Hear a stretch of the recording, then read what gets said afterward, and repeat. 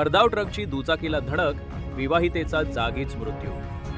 बार्शी कुर्डवाडी रोडवरील रिधोरे गावाजवळ भरधाव ट्रकच्या धडकेत दुचाकीवरील सरस्वती मच्छिंद्र जाधव वय 45 राहणार केम तालुका करमाळा यांचा जागीच मृत्यू झाला।